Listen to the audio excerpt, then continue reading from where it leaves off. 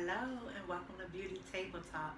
My name is Kenda and you can follow me at Beauty Table Talk on Instagram and Facebook. Today I would like to thank Angela for coming on our show.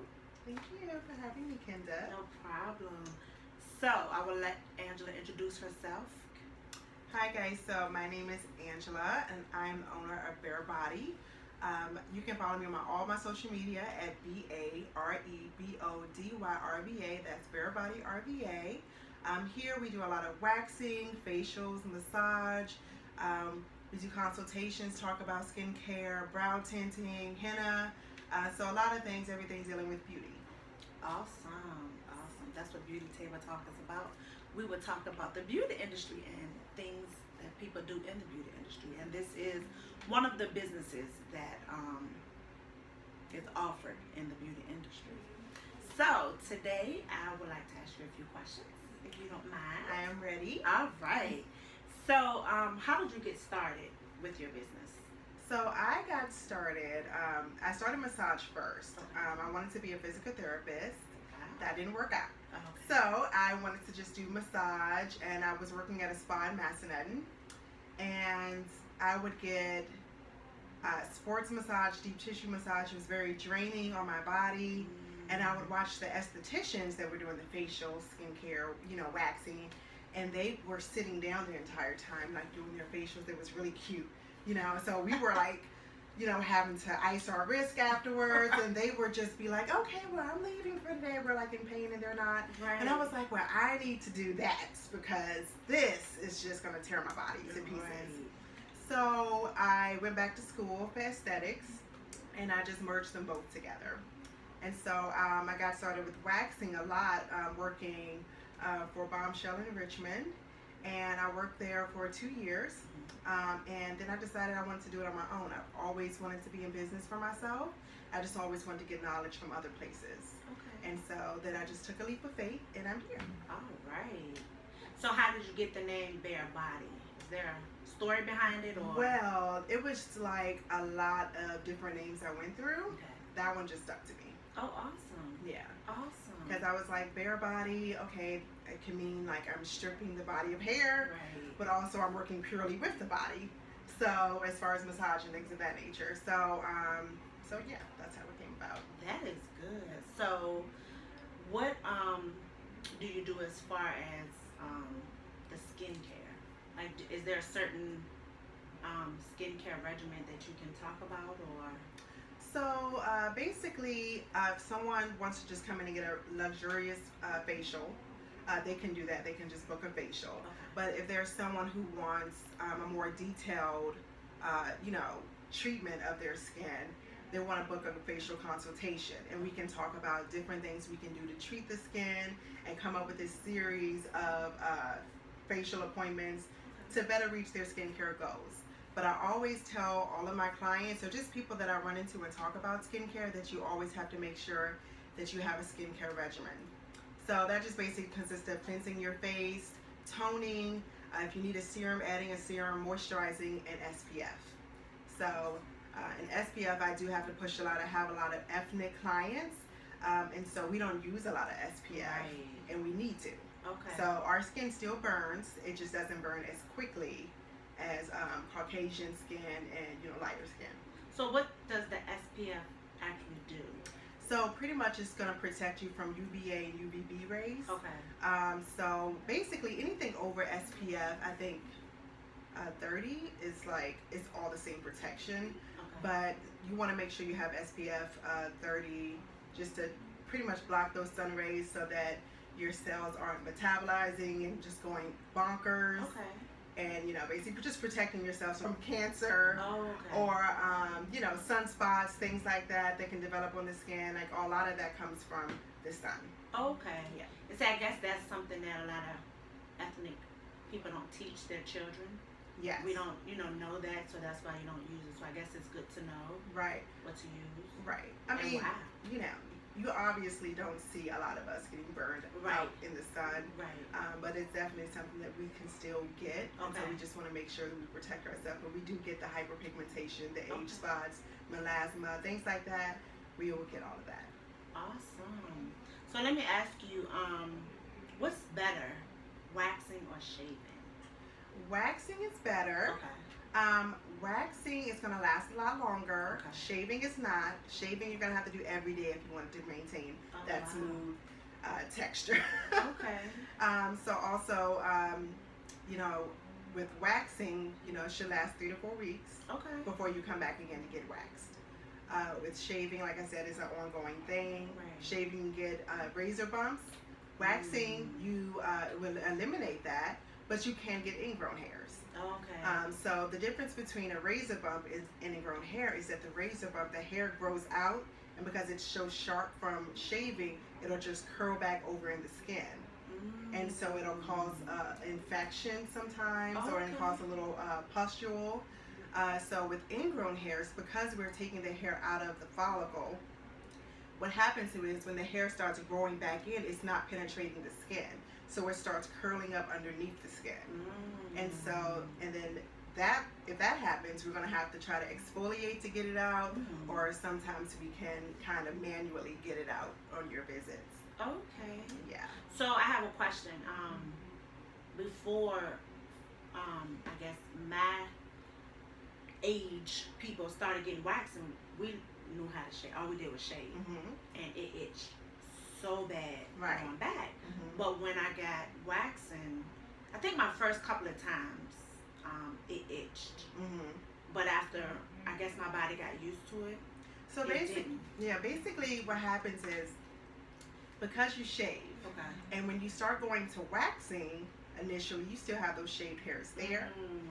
We can't get on your first try, we can't get all of those shaved hairs. Right. Because some of those hairs are still too short or growing in. So you might notice that your first wax isn't that smooth. Right. So when it grows in, it is going to be itchy. But also, it just depends on your aftercare as well. Okay. So when you're getting waxed, you want to make sure that you're exfoliating 3 to 4 times a week. Okay. All you have to do is use an exfoliating glove. Okay. And then you want to make sure that you're using Finapil, or like I have Finapil here. Some people use Tin Skin, but it basically is going to soothe the area. It's going to be great for antibacterial, antiseptic, and antimicrobial. So basically keeping the area clean so that it doesn't get any infection. So you just want to make sure that you have the proper aftercare, so that you can ensure that your wax is going to do great. And that's also going to help minimize the ingrown hairs or pustules or bumps, because you can get that with waxing. You just want to make sure you do the aftercare. Okay. Just aftercare. I remember when I was getting waxing, the Brazilian, they always pushed the Finapil. And I'm like, what is it for? But I realized that it was important to use that, as well as, like you said, the exfoliate. Yes. It does work. It's amazing. So, being a beautician, do you recommend massages for beauticians, and how often? Yes. Anybody who stands on their feet all day long, you need to get a massage. Okay. Especially because a lot of beauticians, or anyone that stands on their feet, they get a lot of sciatic nerve issues.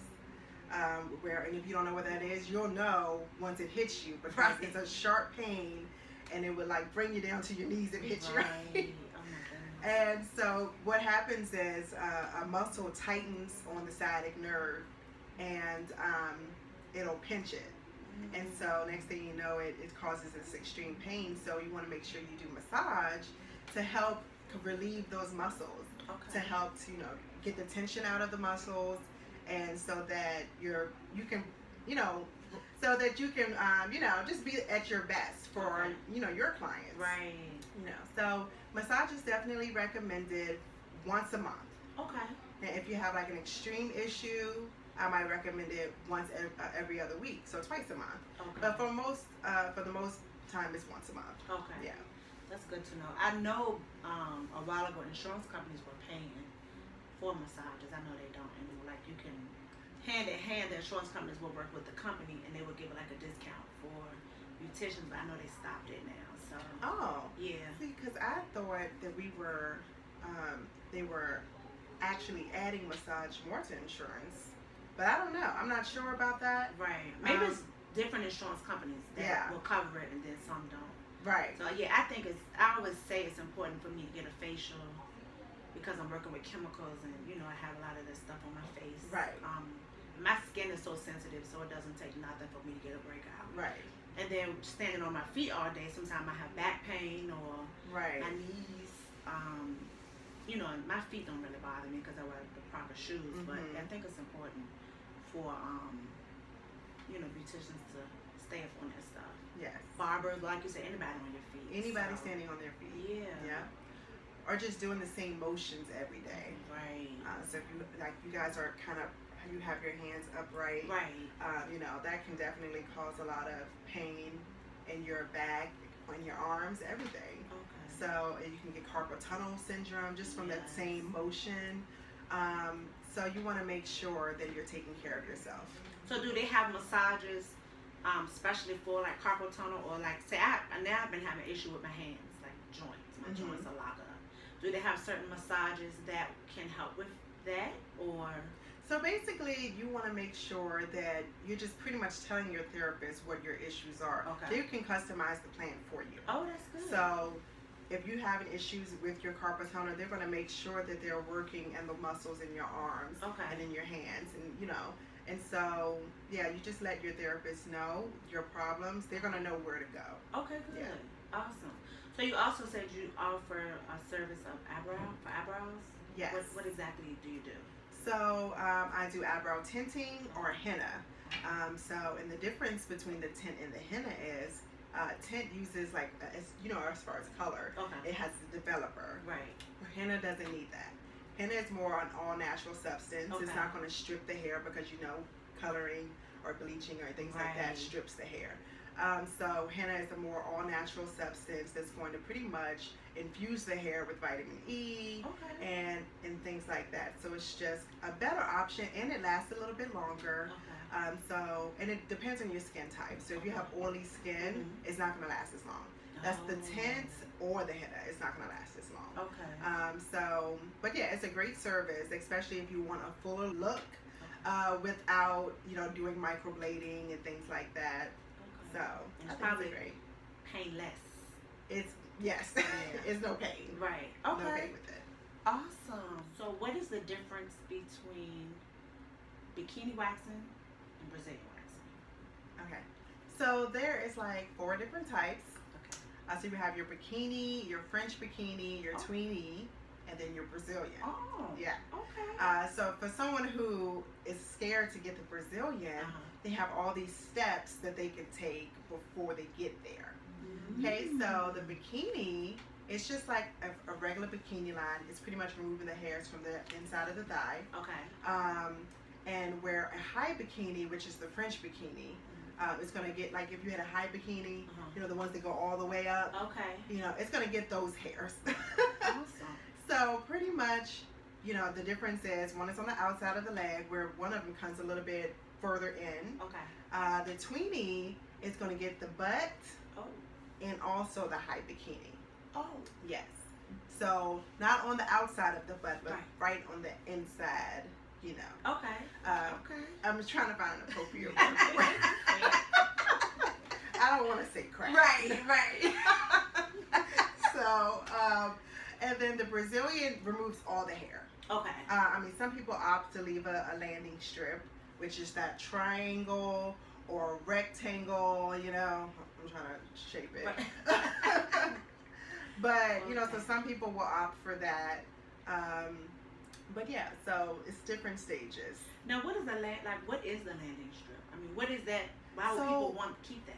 So people are sometimes really funny about removing all their hair. Okay. So a lot of the times what I will get is that they don't want to feel like a little girl. Oh. Yes. Take it all off. Yeah. Okay. So they're like, I feel like, most of them feel like children if they have all their hair off. Okay. But it's not, me and a lot of other women, majority of women do not care about that. They want to be smooth all over. Yes. They like the way it feels. Right. Their significant other likes the way it feels. Right. And also, if you have a significant other and you're getting waxed, more than likely he's going to be pushing you to get waxed after you get it. Yeah. Then you have some men who just don't pay attention. And then you have some men who don't care at all. Right. It's for them, yes. Right. Okay. So, do you have any tips on for men and women to get ready for the summer? Be summer fine. Yes, I do. Okay, so make sure you're getting waxed. I really don't know what I was doing on the beach before I started getting waxed. So don't shave, get waxed. Right. So that would be my first thing. Okay. And then also just making sure you're drinking plenty of water.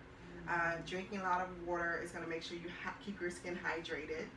Okay. And also helps to prevent breakouts and just helps you to get clear skin. So drinking lots and plenty of water. Okay. Of course, I'm going to say exercising because obviously, if you want a six pack, you can't do it with just eating Snickers. Right. So Absolutely you want to not. make sure you're eating healthy. So I guess that's number 4: eating healthy, working out, and just getting ready by just being in the right mind frame. Yes, that's so important. Yeah. Awesome. Those are great tips. Thank you. Yes. So, if you guys would like to get in touch with Angela, here again is her information. So if you guys want to get in touch with me, you can follow me on my Instagram, Facebook, or Twitter. It's at BareBody RVA. Again, it's BareBody RVA, BareBody RVA. And you can also go to my website, BareBodyVA.com, to book your appointments or to just browse around to look at all the services that I do offer. So Yes.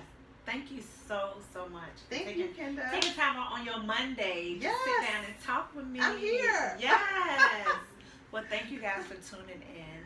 Again, follow Beauty Table Talk on Facebook, Instagram, and YouTube. Thank you and see you soon. Bye.